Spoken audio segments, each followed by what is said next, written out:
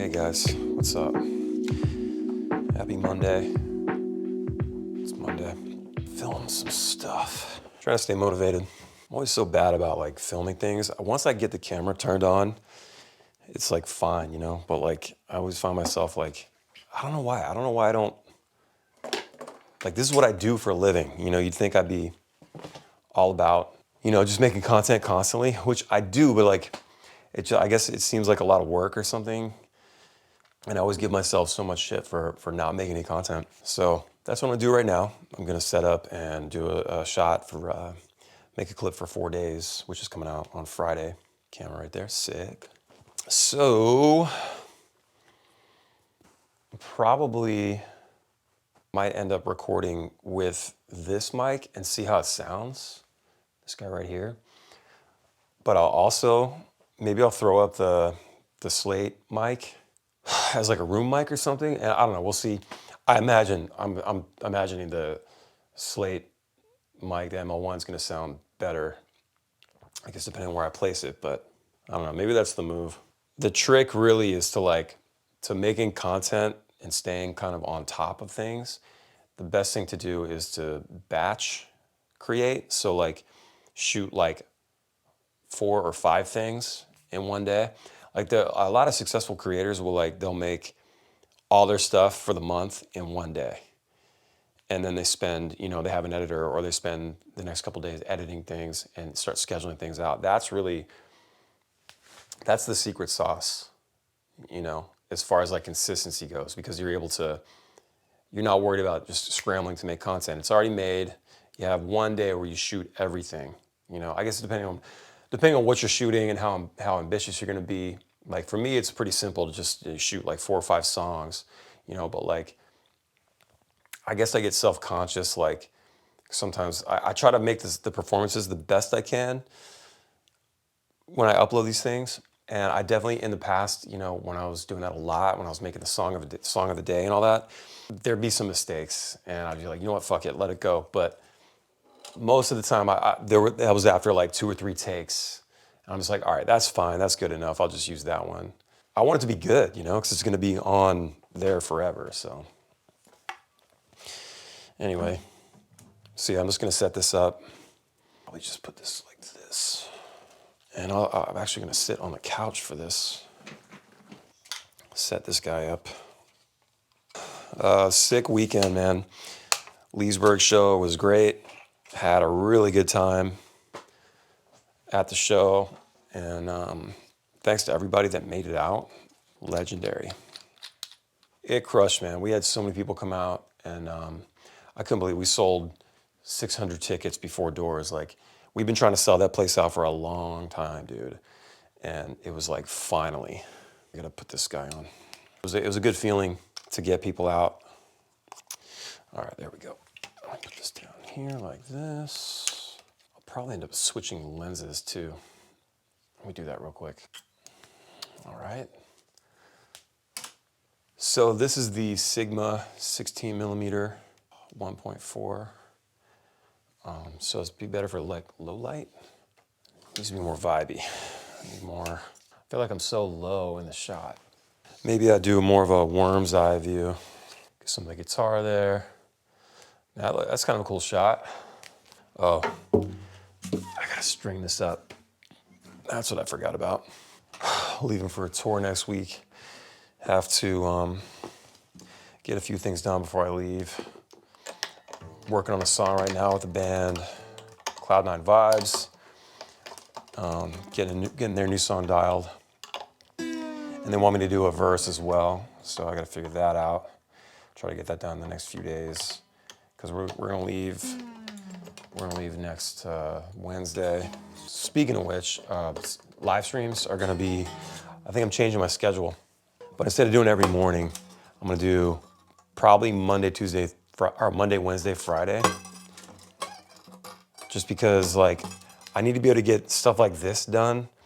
I haven't really focused on making content other than streaming, you know, and sometimes I'll repurpose my streaming content, but I haven't been like delivering enough on my YouTube channel. I haven't really focused on that enough, so I need some time to get that. And I enjoy streaming, I really do, but it's like, it takes up some time, and it's just like, I find myself very inspired in the morning, and the later it gets, the less inspiration I have. That's just kind of what it's been lately. So I am gonna try to use those mornings for stuff like that. Setting up the camera, and then hopefully shooting a lot of things.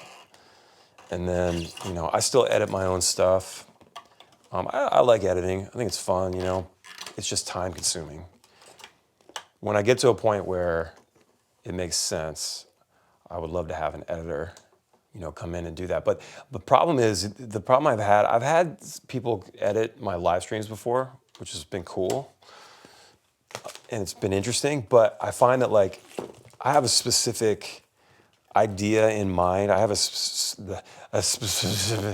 specific look for my videos, and it's hard to let that go and let someone else do it. I need to find somebody that can really do what I want, you know, how I would make it look.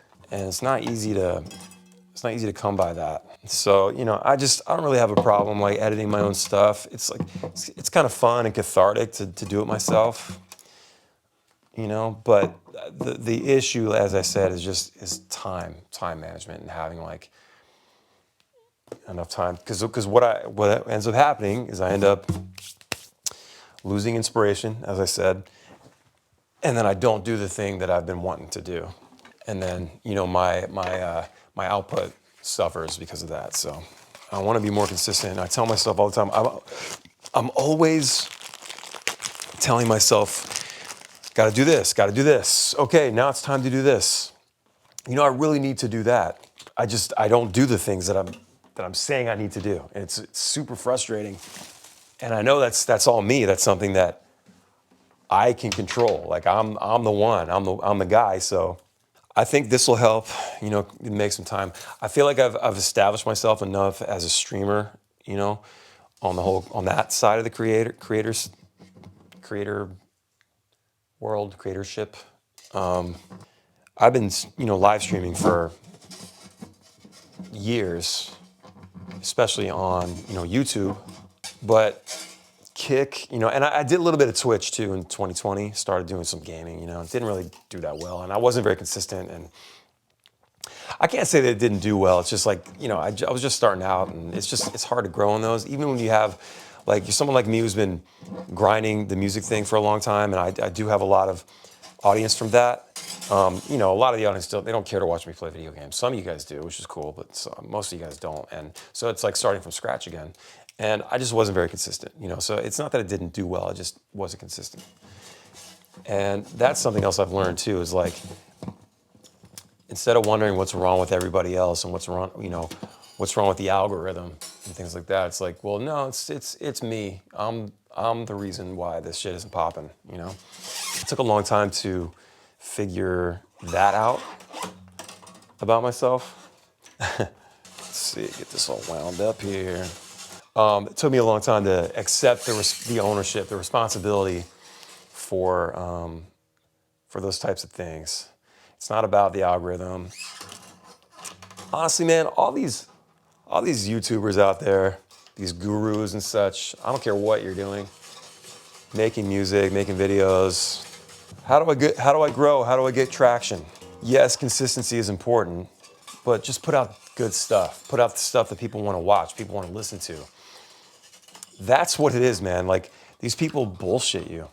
They really do. They bullshit and they want to, you know, it's just, I've been doing this a long time, and I don't need to buy a course or anything like that. Like, me personally, I've been through so much with the music industry and like touring and just putting out our own records and making our own way, you know. I know that the best way to grow anything is to have a good product. And in our case, the product is the music. You know, here for me, the product is the videos, the live streams, the content I created there. You just have to put out stuff people want to watch, want to consume, and that's how you grow. The hard part is figuring that out. figuring out why it worked, why people are paying attention. If that's your goal, you know, some people have a goal to just get on and put things on YouTube, you know, and that's fine. And that's honestly how you should be. You should be just thinking about, I just want to put this stuff on YouTube because it's fun for me. I like this. I like having a little time capsule of myself. I like, you know, my vlogs don't get a ton of views, but it's really cool when I can go back and look and see where I was at that point in time and how little my kids were, you know. It is a really cool thing. And I'm really glad I did it. You know, I'm still doing it. This one today, this is such an awkward string in a guitar. It's like the most awkward thing.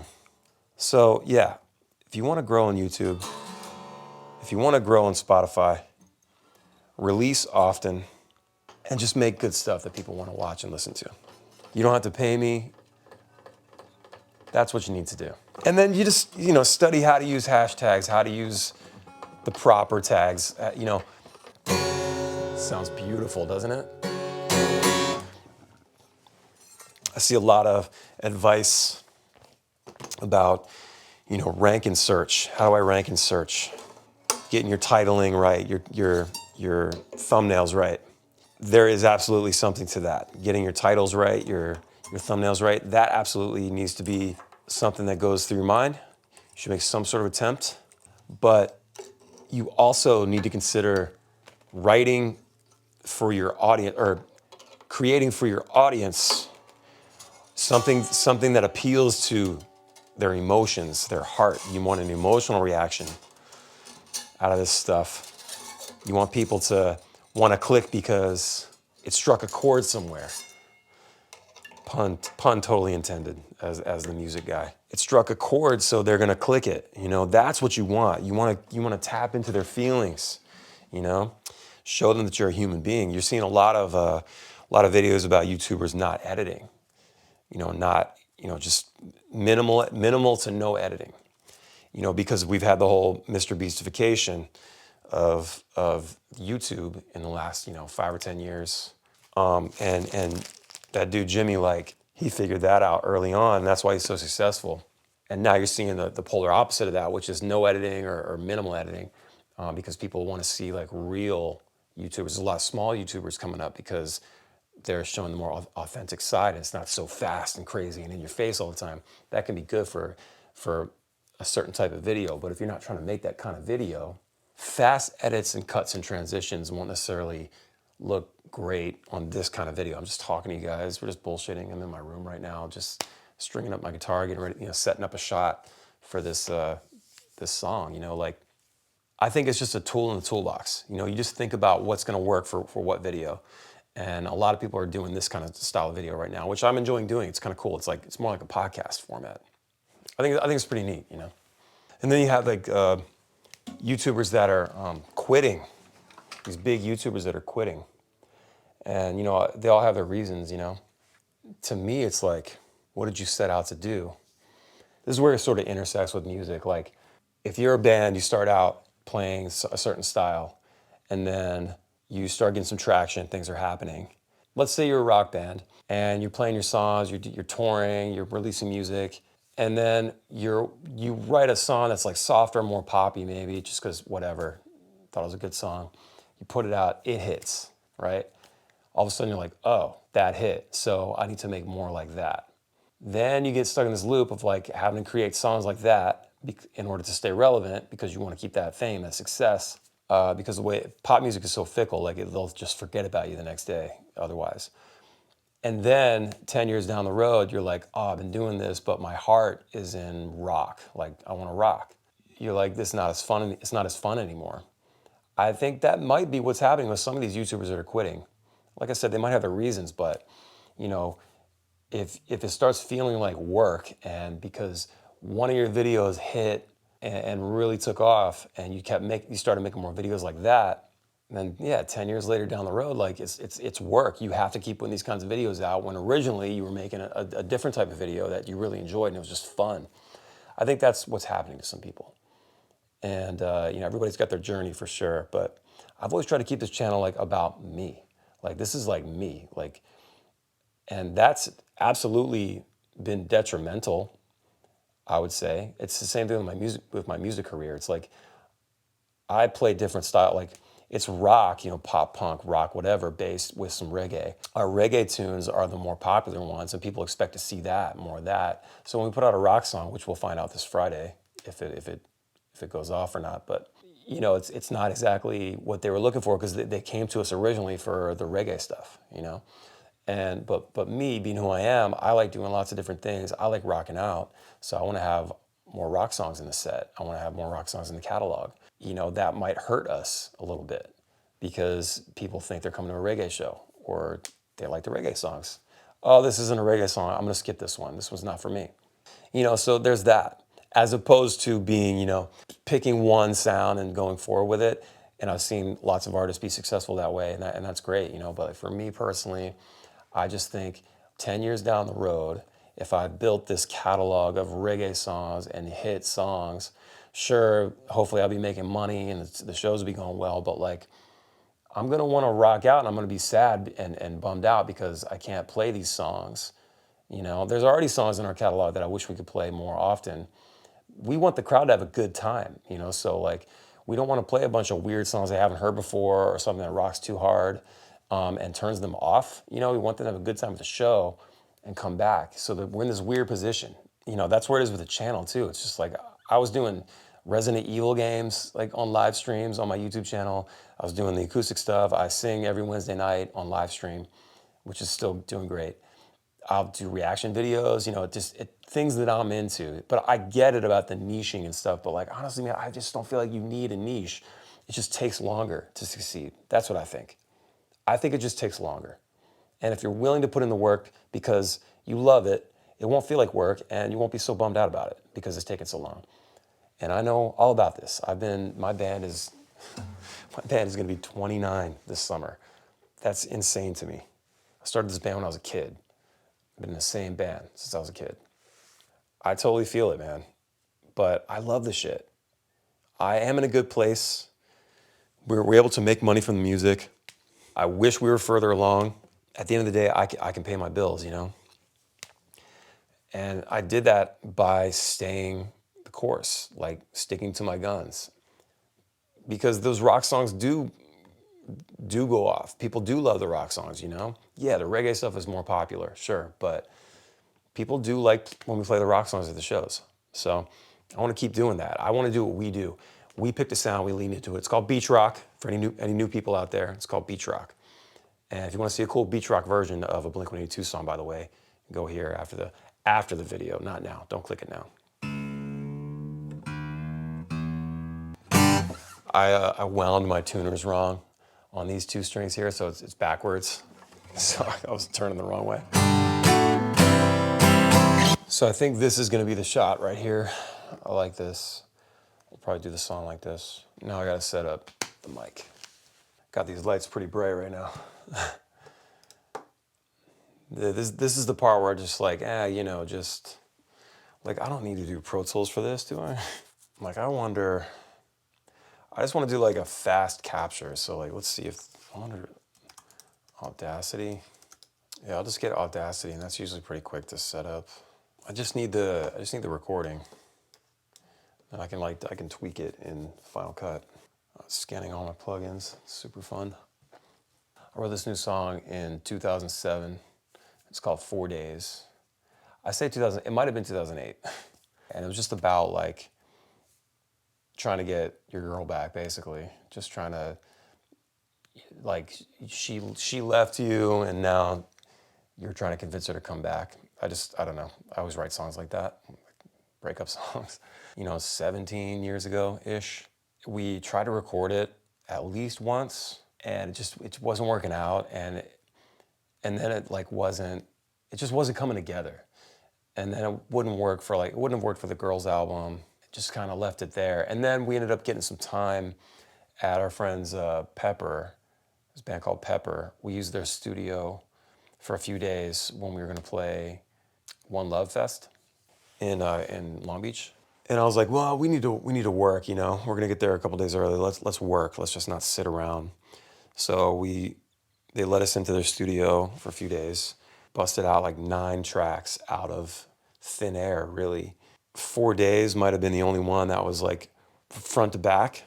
Well, that one, and I think She's Out of My League. The other 7 were kind of worked on together, and Live Through This was from that session, and that was pulled out of thin air. Just made that one. We recorded 4 Days, and we just kind of sat on it for a while. That was 2019. Finally, I found it a couple weeks ago, going through a hard drive. I was like, oh yeah. And I'd already done the guitars, mostly the guitars. The bass was done, the drums were done, and I'd already done the vocals too. I was like, well, shit, this was almost finished. And I think what happened was, this is a couple years ago, I was trying to get it together. Wasn't inspired because I couldn't get the drums to sound the way I wanted them to sound. Like it was very flat. It's not that the performance was flat. It was just, I couldn't get the mix right. Couldn't get the tones. Like Donald played it really well. It's just the tones, like didn't have that pop punk sound. And I feel like when you're doing something like that, you need to go for the sound and really sell it, you know? I want you to be able to put on a Blink album or even MGK, you know, if you're into that, and then go to our stuff and be like, oh, this fits right with that. Like Pop Punk's Not Dead playlist, for example. I want it to fit on that playlist. So I wanted to mix it to sound like one of those tracks. I finally got it dialed 2 weeks ago. So I sent it around. I'm like, what do you guys think? They were like, cool. Sebastian did a solo on it, which rips, by the way. It is coming out this Friday. I was like, well, you know what would be kind of cool? It's Valentine's Day week. Do love letters. I've been doing this like sad boy version. I call it sad boy version, which is an old song that I wrote in 2009. And it's now in its 3rd iteration. There's 3 versions of this song. I just did it in the studio out of nowhere in 2009. Just kind of had some time, just busted it out. We released it on a compilation, Sense Boardware, I think it was. We recorded it as a band in 2013 for the Pineapple Grenade album. It kind of ended up being the way I wanted it. I got to have like a beat and just kind of real stripped down and chill, but it's still too fast. Looking back, a lot of the stuff we recorded back then was just recorded. We played too fast, but that one in particular, I did a Nashville tuning style on the guitar, which is like that high guitar that you hear. And it turned out good, you know? And that song is crushed. That's like some guy posted it on his YouTube channel, and it had like 500,000 views a few years ago. I don't know where it's at now. Kind of sucks because I wish it was on ours, you know? But I really just want the music to be heard, so we didn't ask him to take it down. But I was like, well, let me go ahead and record this again in this new version. And I'm using a capo, and it's way more chill and more tender. And I was thinking this could be cool as like a track 2 on 4 Days, just like 4 Days, and then track 2 is Love Letters. It's an old track, it'd be fine to just throw it on there. Well, then I start getting into it, and I made a beat, and then I added strings and all these like backups and harmonies and stuff, and this extra ambient sounds. I was like, damn, it turned out really, really good. I would be doing my band and these songs a disservice if I release them both at the same time, because what happens is you can only pick one song to go on Release Radar to feature. And I was like, they both need to be featured. Even though this is an old song and this is the 3rd time it's gonna be put out, I was like, yo, this needs to get its own release. So I decided to just ask the fans, okay, change of plans. What do you want to hear first? By a landslide, 4 Days won the poll, which is fine because it's brand new. I get it. But I think people are going to love this version of Love Letters when it comes out. And I'm going to release it in like a couple weeks. I'm not even going to wait. I'm in the mood of just putting things out, like grow the catalog, make content around each release, do some promotion for each release, but make music, keep putting it out. We're never going to pop on the radio. You know, it's not some big label isn't going to come give us the best deal of our lifetime, and you know, we're not going to be some big famous band because, you know, of these songs. We're just going to keep putting out music, and I just want to grow a sustainable business that I can live off of and not have to tour as much, because as I get older, I can't do 200 shows a year. You know, we tour like crazy, and I have a family, and I want to be able to enjoy all that. And I don't want to be having to be stuck in a van when I'm 70 years old, 60 years old, 50 years old even, you know? So that's what's happening there. Oh, this is ready. Shit, I fucked it up. All right, well, I messed up one line at the end of that. It's whatever, you know? All right, now I'm gonna throw this video together. It's kind of like the next step now. I should probably go back to my other lens. I don't know, I kind of like this lens actually. This is, well, the next thing I gotta do is get that video off of this memory card. So that's gonna be the next thing. I should probably do that actually. Okay, we have fast forwarded. We have time traveled. It is now 7:55 p.m. sitting outside my daughter's gymnastics class. I was really productive today. So like, I shot a video clip for the song 4 Days, an acoustic clip. I created some verticals from that footage, just repurposed the footage. So I did that, made 3 clips from that video today. Then I went back and I found the project I was working on for last year for the Shell Shock album. I'd made verticals for all those songs, but I didn't finish putting them all together. So I went back and did more of those. And there's a few that I want to reshoot because I don't like how they look anymore. You know what's funny? Green Day put out that video for Dilemma back in December, and it starts the exact same way I shot the vertical for Irene, which is a song on the Shell Shock album. Just an acoustic track, me singing. And I laid on the floor with my face towards the camera and just lip syncing and just looking all sad and depressed and stuff, and had it kind of spin. It started horizontal and then it moves to vertical slowly over time. And then I didn't like how the way I looked, like everything just looked like bleh, saggy. So I didn't really like how the way it looked, so I didn't release it. And then there's Billy Joe doing the exact same thing the way I shot this video. So I'm like, oh, I guess I can't do that now. I just thought that was funny. You know, and then a bunch of like little admin things. And I used that app as well to create some clips from that stupid backstage video, the green room video I shot the other night. Just, I want to be better at making content like videos. Like, it's very important nowadays to not, it's not just about the song, it's about the piece of content that you couple with it. Trying to be good about shooting something for these songs, and then you gotta clip out the different parts, so the verses, the choruses, and save those in a Dropbox folder or something. So many bands are doing it now. I try to make mine look a little different, because a lot of artists that I see, it's just them in front of the camera, sometimes sitting at their desk, sometimes they're, you know, out somewhere. Try to add like some camera shake and some different effects on top of it, just to make it look a little different, make it vibe a little different than what I normally see. I was doing the captions. It takes too long. It doesn't even take that long. It's just like, I don't like sitting there doing it. I just want to shoot the thing and be done. It's like hard enough to make myself like shoot the damn thing. And like with the auto captions on like TikTok or something, they do a pretty good job. It's a good starting point, but you got to go in and fix some things. You don't have to start from scratch, which is nice.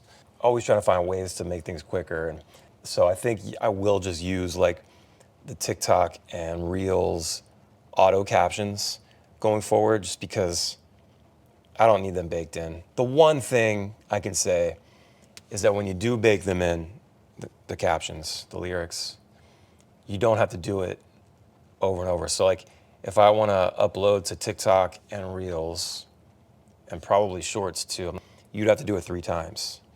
You do it once over there, and you got to make sure it's correct. Then you go over to TikTok, upload there, auto captions, make sure they're correct. If you do it once in the video editing app, that's it. You just upload the video and you're good. So there's pros and cons to both, I guess. Maybe I'm wasting more time doing that. So it's going to be on like a case-by-case basis, I think. There's certain things I like to have a system for, and then other things I just kind of do on a whim. I'll get this vlog done. I'll probably start editing tonight. Definitely finish the edit in the morning, and then I'll drop it tomorrow night. some time. I need to get love letters uploaded. And then I gotta start working on these lyrics for this new song called 1994. Nick's working on the bass. He's gonna send me files this week. And what I'm just trying to do is just have more songs out. We started this band when we were kids, my brother and I, and we just come from that old school mindset, the old music industry model of just put out an album, 2 or 3 years later, put out another album, you know, do some touring, whatever. And now it's like, just keep putting out music, keep making stuff. And this year, I'm trying to embrace that more. I want to put a focus on putting out more songs and then more content with those songs. And I want to see how it goes. I'm no doubt it's going to, you know, make things move a lot faster. It's not even an experiment. It's just, I know what's going to happen. I just need to stick to it. If I can stick to the plan and keep making stuff and keep uploading it, and you know, whether that's to DistroKid and YouTube, you know, I just got to keep doing that. TikTok. I really want to embrace TikTok this year, be better about that. I go in these waves of like what I want to do all the time. It's a little frustrating sometimes. At the end of the day, I'm creating, and that's good. No matter what it is I'm working on, I'm making something, and that's good.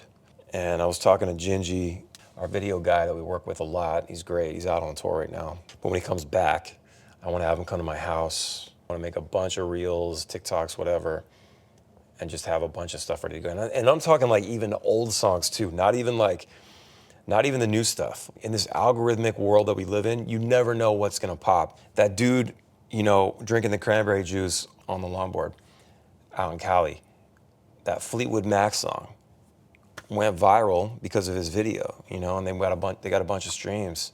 We can definitely take old songs, like Cali Girl, The Friend Zone, Mixtape, old songs, and just end up bringing them back. I would love to, you know, what we've noticed is like when we play old songs, like anything from like, you know, 2017 and back, unless it was on Daydreams, our 2011 album, that's our biggest album.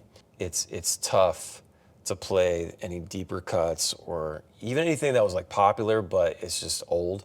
I feel like the remedy for that would be to make TikToks for those songs and get them out in the spotlight again and maybe be able to pull them out at the shows. I would love to, because I love playing those old songs, you know?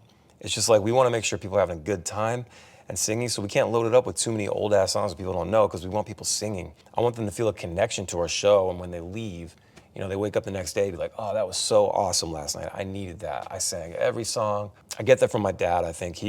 I took my dad to see Green Day in 2005 on the American Idiot Tour, and it was an amphitheater in Maryland. He wasn't like a huge Green Day fan like I am. He liked them, but I was a huge Green Day fan. But I took him, had an extra ticket. We get there, he's buying beers, we're watching Green Day. When we were driving home, he was like, man, that was so fucking cool. I needed that so badly. My dad was kind of a lonely guy. He would get depressed a lot. Man, he needed that so bad, he said. And like, I knew every song. It was just so much fun. Like, those guys are awesome.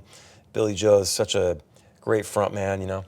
I want people to say those things about our show. I want people to like go away, even if they're not big fans and their friend dragged them out or something. I want them to like know some of the songs and have a good time. And I think music is so connected to memories. You need to play songs that you want to play, but you also need to serve the crowd and put on a great show. That's really what I'm thinking. Yeah, with the TikTok thing, we can probably do that by getting these songs back out there, you know? And you just never know what's gonna pop. And it might not pop, and that's fine, but like, it's just, you're just making stuff. Ultimately, no matter what you're doing, even if you don't go viral or whatever it is, like, and we've never gone viral, you're making more content for the catalog, for your presence, you know, your ubiquity. Like, you want people to see you everywhere, and you just repurpose all this content. It sucks calling it content, but it is what it is. It's what you call it these days, you know? It's music, it's videos, it's art, whatever, but it's fucking content. It's just, that's what drives everything now. I just want to be able to stick with it. That's just where I'm at. I know myself. I'll get into something, I'll get excited, and then I'll fall off. And that bugs me. I want to stop being like that. You know, the tickets have been crazy. People are buying tickets, like shows are selling out. Some of them are actually doing the opposite. They're doing pretty badly, actually. There are some shows that I thought would do better already by now, but not so much. Like Buffalo, for example. We've been there a lot the last couple of years, and I thought we'd be doing better. Like there's not, I think there's like 50 tickets maybe. We'll see. I get another report on Wednesday night, so in a couple days, see where we're at. I'm hoping that you know people are getting the word. That's the other thing too is like I got to be making videos pushing these individual shows too and the tour in general because a lot of people aren't seeing these dates. Like all of our followers don't see everything we do because it's an algorithm thing. So we just have to keep posting things. Oh, and I ended up answering my own question at the end of the should I start a Patreon video? I'm not going to do it. I don't want any of my audience to have to create another account, and I don't want to create that pressure for myself and actually get burned out and bummed out thinking I got to make up all this content because I already do so much stuff. I think the best thing for me to do is to keep making all the content that I make it for free like I always have. I do have channel memberships on YouTube. I guess I can do the members only stuff, like members only videos for a little bit and then go public after that, like those types of things. I've done members only streams before, but anything beyond that, I just like putting out stuff for free. And I want the option to be there because I know that people want to support and they just need a way to do it. So I have the channel memberships on YouTube, subbing on Kick and Twitch. In lieu of like another membership or anything like that, I started an account with buymeacoffee.com. And Buy Me a Coffee is literally just buy me a coffee. That's it. There's nothing else to it. It's $5. $5 a month. You can set it wherever you want. Like I think it's like 5, 10, and 15, and then there's a blank one. This guy just gave me $500 today. He bought me 100 cups of coffee. He said he loves my content. He loves watching me go through all this and explaining the struggle of the music industry and the ups and downs and all that. And he sent me 100 cups of coffee. It's $500, man. And it was, you know, you can do it through Apple Pay or whatever. You don't have to sign up for anything. It's just like, if you want to drop something, you can support. If you don't, that's fine. I'll never know. But like, that's what I'm talking about. That's what I want. Something that's like not complicated. They're not even taking a fee. Stripe just takes the fee for payment processing. That's it. I get most of the money. That's what I'm doing now. It's Buy Me a Coffee, and I'm just gonna have that link in my descriptions of my videos, and I'll probably have it, you know, I'll probably mention on stream and stuff like that from time to time, but that's the way I'm doing it. I'm not gonna do the Patreon thing. It's just too much pressure, and I don't have that kind of time, and I don't want anything else to stress me out. So, Joe, thank you so much for that, man. That was very generous of you, and you absolutely did not have to do that. I really appreciate it. Thank you for supporting me and all the things that I'm doing creatively. All right, well, that's enough Dear Diary for now, I guess. I gotta edit this thing at some point. So, yeah, I guess we'll see you guys soon. Thanks so much for watching. Thanks for being here. Subscribe to the channel. Hit that like button. Make sure you ring the bell so you know when I upload or go live. I'll see you soon. See you at the shows. Get tickets, man. Ballyhoo rocks. Later.